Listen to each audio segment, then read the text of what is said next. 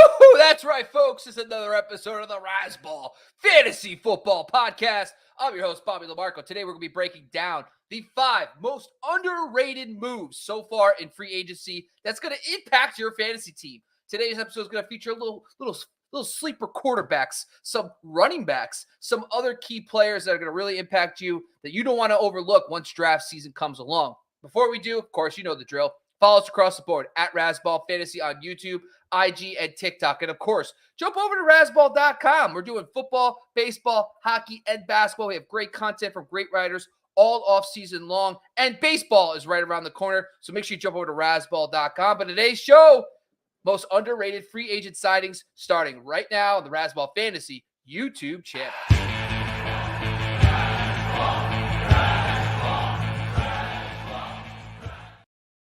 And now someone who isn't underrated. She's perfectly rated because we love her and we have her on constantly.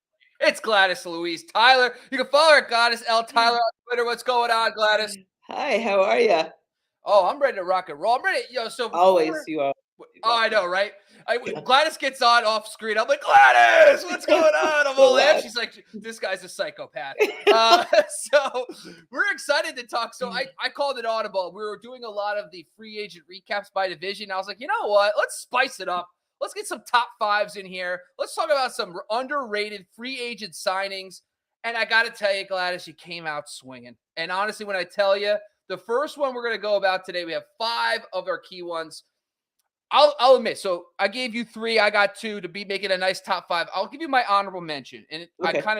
I feel dirty about this one, but I have a soft spot for him. It's Sam Darnold signing with the 49ers. Okay, so Geno kind of went through the same path, right? Geno went to the Jets, and the offensive talent around him was terrible. The coaching staffs were terrible, and then it took a decade for this guy to finally find his niche. He got good receivers, a good scheme.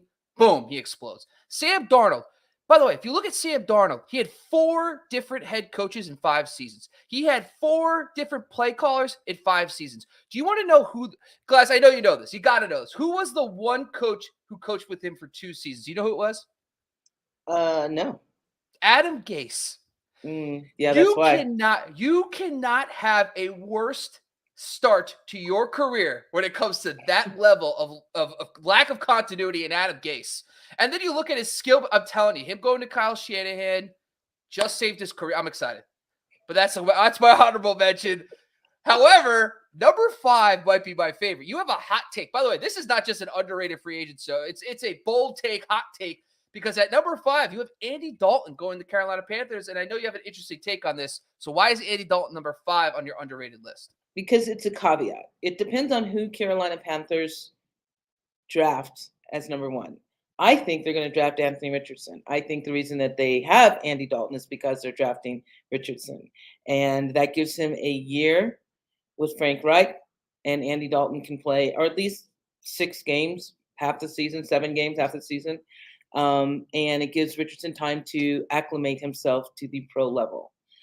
If that comes to fruition and it's not like Stroud or Young, someone who's going to step in right away, then I think Dalton is going to do what he did in New Orleans when he got there, and that's be he'll be a serviceable, if you're playing in a 2 quarterback league or even maybe best ball, he is the man that you want to pick up later in the draft. No one else is going to go after him. So I think from my perspective with Andy Dalton is that it's a safety net, right? Like you just brought up, like, of course we want the rookie to start.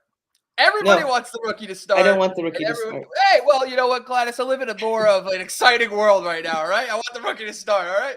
But I think when you look at last season, this is a great point with the Saints. Very, very reasonable. Alvin Kamara, RB16. Chris Olave, wide receiver 24. Juwan Johnson, tight end 14. All 3 of those guys were fantasy relevant. So from a fantasy standpoint, forget about just Dalton. At least we know that he could support. Listen, Adam Thielen potentially could be his guy, or Marshall. They also signed Hayden Hurst, and they also have Miles Sanders there. So there's some cooking down there a little bit. They still need a young alpha number 1, but I do think that Andy Dalton, if he does have to start the first half of the season, at least I think you might get a discount on Carolina Panthers because Miles Sanders will be faded and everybody else will fade, Hayden Hurst and those guys. And Andy Dalton has proven he can support, 2-3 fantasy viable players in the offense. So I agree with this one. I like that one too. Let's jump down. Adam Thielen said the only reason he signed with Carolina was because Andy Dalton was there. I can't. I don't know. I have to. There's not enough therapy for me to unpack what you just said there because I don't even know why. But you know what? As a fellow ginger, and I brought this up last Tuesday, I love it. Andy, we love you, Adam Thielen. Thank you for your support of the Gingers. We love every second of it. All right, at number 4, it's got to be Samaje Perine for the Denver Broncos, and so a lot of this stems from the fact that Javonte Williams is coming off a very serious injury. And so there's been reports early on in the offseason that, Javonte might not start the year at 100%, or he might not even he might be on the PUP list to start the season. So we're probably going to start seeing, like Samaje Perine last year when Joe Mixon missed time, really was an absolute stud because he's good in the passing game. He's trusted in pass pro, and he's good in the pass game. Now, historically, the new coach, Sean Payton, has been able to support 2 fantasy viable backs in the same season. We saw it with Alvin Kamara's rookie season in 2017 when him and Mark Ingram, that's like obviously the craziest upside version. But even if Javonte does come back, there is a scenario where he's going to be eased back in. And, or, by the way, there's a very slim chance that Sean Payton maybe doesn't like Javonte as much as the previous coaching staff. So now they bring in Samaje Perine. Does he become more of a 1B? There is scenarios where that can happen. Now, granted, I'm a Javonte truther. I think he's going to be fine. I think they're going to love his talent. But anyway, the only caveat to all this, though, is there's a lot of target competition. There's a lot of rumors right now that Jerry Jeudy, Courtland Sutton are on the block. But there's a very likely scenario where they go into this season with Jerry Jeudy, Courtland Sutton, Tim Patrick, and Greg Dulcich. That's a very strong receiving core in this offense. So there might not be enough of volume in the passing game to make up for him being a 1B as a runner. So there is a caveat there, but I think Samaje Perine is someone to watch because if we start hearing reports that Javonte won't be ready week 1, his ADP is going to skyrocket. So if you're drafting early, you might want to just take a flyer on him late because he might be a great RB2 to start the season. Thoughts about Samaje Perine? I actually like Samaje Perine. I would have probably put him higher on the unlisted. The 2 offensive tackles that they have brought in, Powers and McGlinchey, are both run blockers. Their pass blocking isn't all that great. I think that at least early on, Peyton is going to go for a high run game, a high volume run game, and I don't think Javonte is going to be ready for the first half of the season. The scuttlebutt out here in Denver is that he isn't progressing as quickly as they would have liked, and that he will most likely be sitting out for the first half. So I love the Samaje Perine pick. I think that I would draft him early. Rumor is that Cincinnati wanted him to stay. They were offering him as much as Denver was, and he wanted to leave. So Peyton must have thrown him some really, really good, hey, you're going to be playing a lot out here in Denver. And he has shown he's averaged, 4+ yards per carry in the last 2 seasons. He's like 82 targets for his whole season, for his career. I think he'll be okay because we know from last year that Russell Wilson isn't really chucking the ball down the field that much. So the short passing game is Samaje Perine. So let's jump down to number 3, the Jacoby. Yes. Listen, at this point, we're all about the underrated quarterback signings right now. Jacoby, where's the beef? Brissett signs in Washington. By the way, which I think we all could agree, I like what he did last year for the Browns. He was able to keep that team afloat, and he actually outperformed Deshaun Watson. We can pretend all day that obviously Watson, we have to give him a little bit of a pass for his on-field play. He didn't play for a year. But anyway, now he signs with Washington, which could be one of the most underrated. He could have walked into another starting opportunity here because they don't have a high pick to get a guy. They let Taylor Heineke and Carson Wentz walk. So what's your thoughts about Jacoby Brissett and why he's on this list for you? Jacoby Brissett will have Terry McLaurin, Scary Terry, Jahan Dotson, Curtis Samuel to throw the ball to. Last year, Brissett's had a 3.1% turnover worthy play rate. these guys are reliable receivers, and I think that, like you said, there really is no competition for Brissett right now to start. And I like any quarterback that doesn't have competition to start and has the reliable receivers in his wake, plus a pretty good run game. I think Washington as a whole is going to be underrated during this fantasy season, and I'm in for it. I am there for it the whole time. I like Mr. Brissett to actually probably be in the top 15 quarterbacks at the end of the fantasy season. So last year in Cleveland, just in the games he played, Nick Chubb was the RB4 over that span. Amari Cooper was the wide receiver 8. Donovan Peoples-Jones was the wide receiver 42. And David Njoku was the tight end 8. That's a lot of pieces that were fantasy relevant with a guy who isn't considered as a high-level starter in fantasy circles. So this is another scenario where if Jacoby Brissett goes in as the unquestioned starter, now listen, Eric Bieniemy, this is his time, man. Like, you got to prove yourself. You know, was it Patrick Mahomes and Andy Reid, or did you really have a hand in that offense? This is a big opportunity for him to prove himself. This is going to be his offense. And if he brings in Jacoby Brissett and Jacoby is the guy, you got to like the odds of him having an innovative offense with Jacoby Brissett. He's got Jahan, like you brought up, Dotson, McLaurin, Lance, Logan Thomas. They got Curtis Samuel. They have a lot of, this is a very underrated skill position group. So there's probably going to be, this is another team where Terry McLaurin and Dotson are going to be bumped down a spot or two, a round or two, because of their quarterback, and that's going to offer value in fantasy leagues.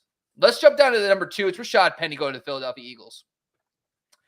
Now, okay. I like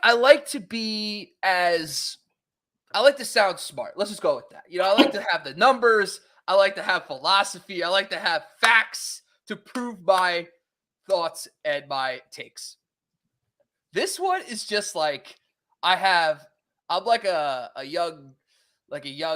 young kid again, and I'm looking at the girl I like in high school, and I'm like admiring her when I see Rashaad Penny on the Eagles. So Rashaad Penny averages 5.7 yards per attempt in his career. Okay.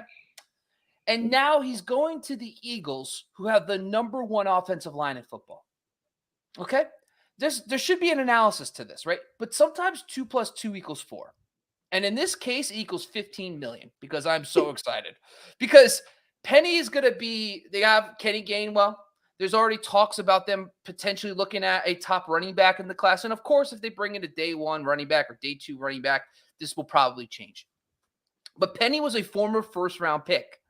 This guy, when he's on the field, this is, okay, let's just do it. I got some numbers for you. Okay, this is Rashaad Penny's last 6 or 7 weeks of 2021. Okay, 16 for 137 and 2, 11 for 39, 17 for 135 and 1, 25, 170 and 2, 23, 190 and 1.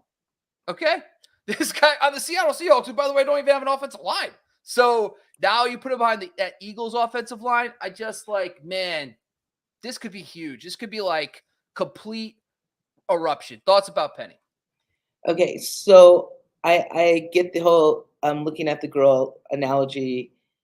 It's like you're looking at Colin Farrell and you're not seeing the whole alcoholic thing behind it. Oh, you're saying there's some, okay. This So is all just looks. This is very, it's all looks. Penny's only in the beginning since 2019.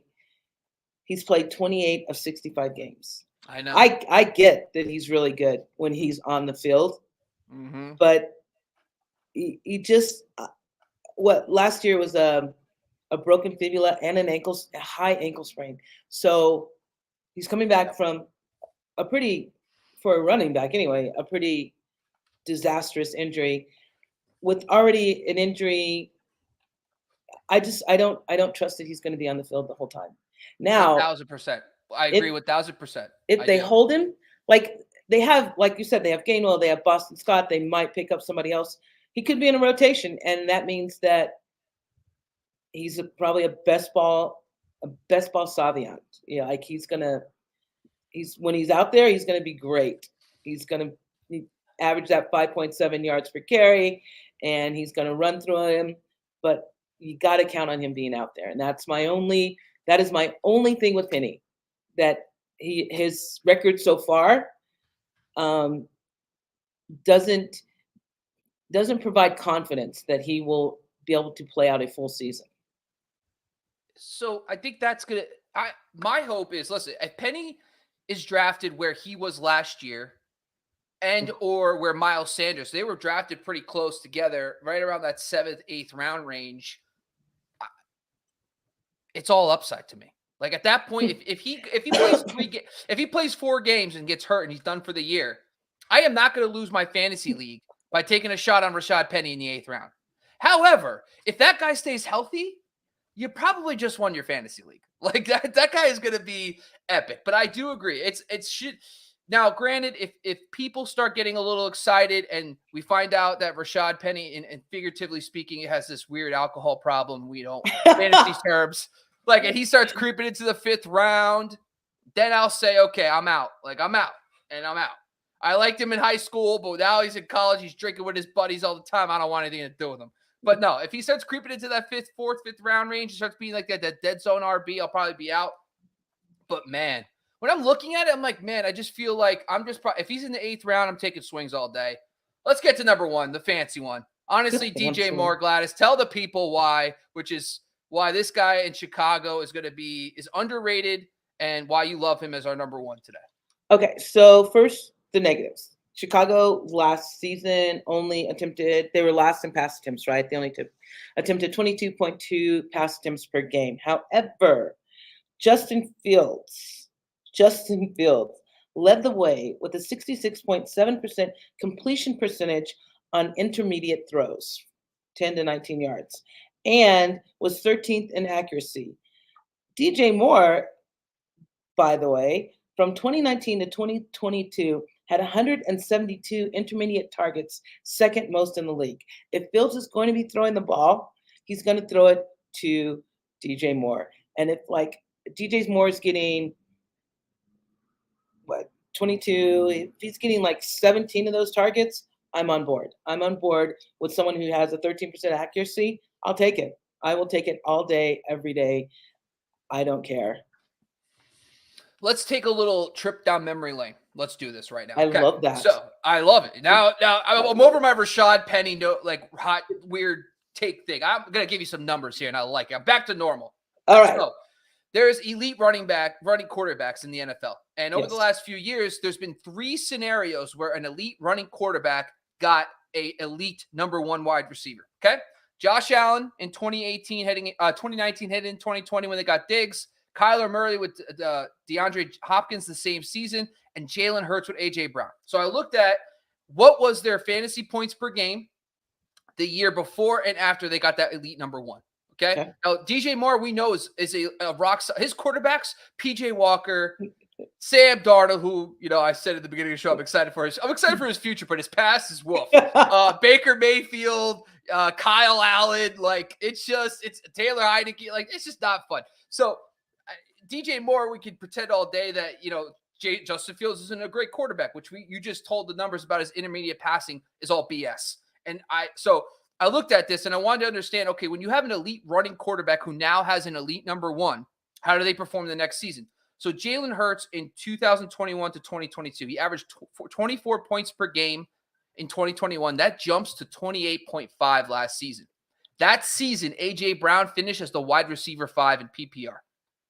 Kyler Murray, 2019, averaged 21.2 points per game. The next season after they got Hopkins, that jumps to 28.2. Hopkins finished that season as the wide receiver 4. Josh Allen, 2019, averaged 21.2 PPR points per game. That jumped in 2020 to 29.1. Okay, so anywhere from 4 to 7 point jumps for these guys, and the receivers all finished in the top 5 at their position that year. Now, everyone's going to say, well, Justin Fields, this isn't as good as those guys. Well, Justin Fields last season averaged 22.8 points per game.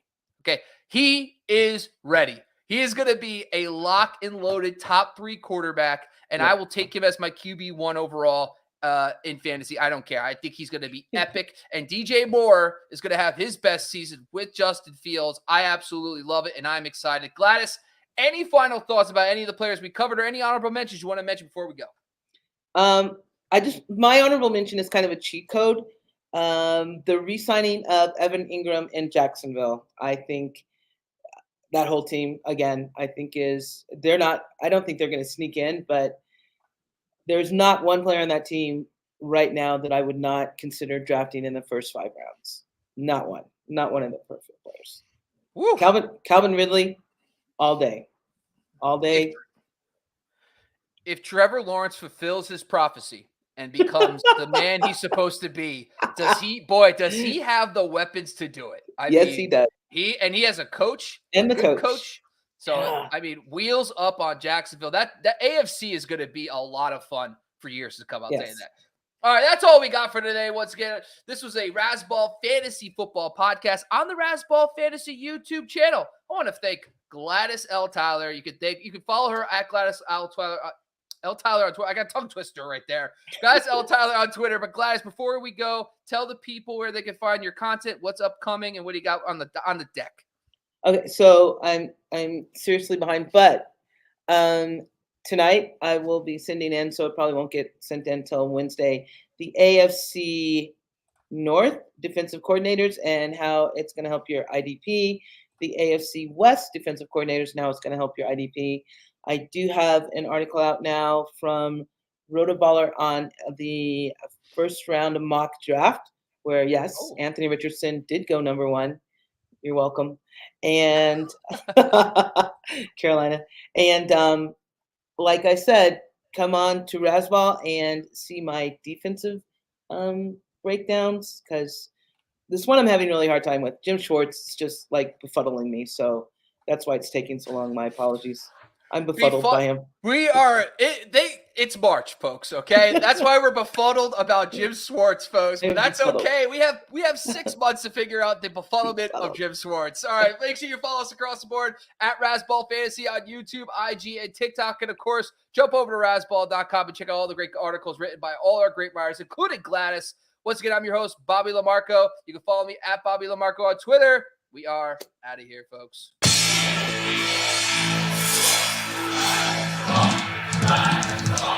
Razzball.